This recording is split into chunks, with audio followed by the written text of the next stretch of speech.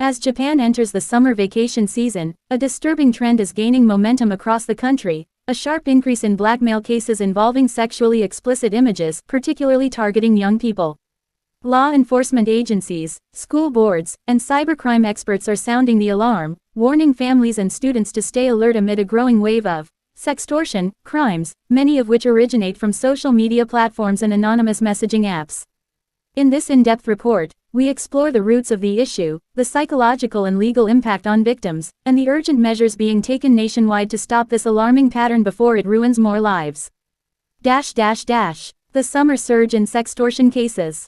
Every year, as schools close for summer break, students gain more free time, and often, more unsupervised access to the internet. This seasonal shift, while exciting for teens and children, has also become a prime hunting ground for predators and cybercriminals. In 2024, Japan's National Police Agency recorded over 3,800 cases of image-based sexual exploitation, a record high. More than 45% of these incidents involved teenagers between the ages of 12 and 18.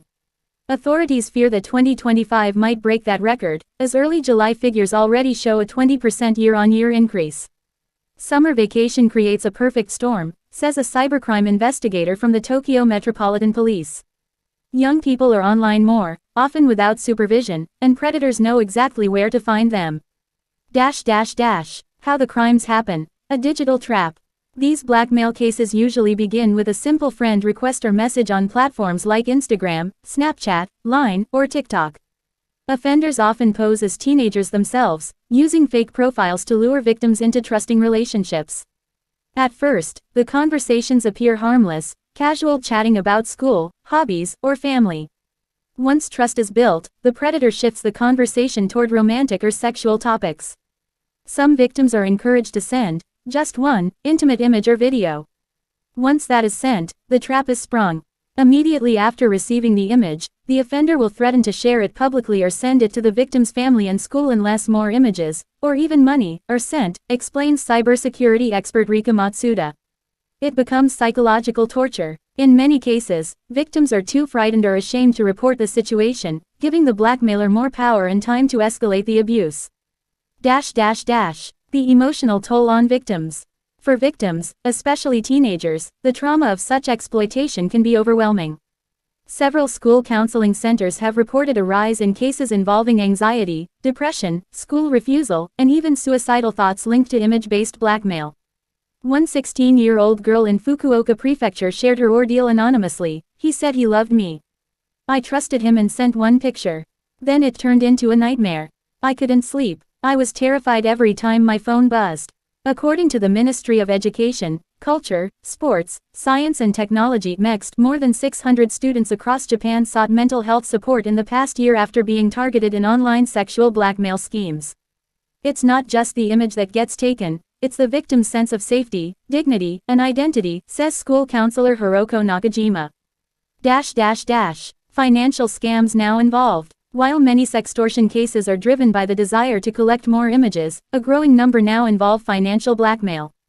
Victims are ordered to send money through prepaid cards, cryptocurrency, or direct bank transfers.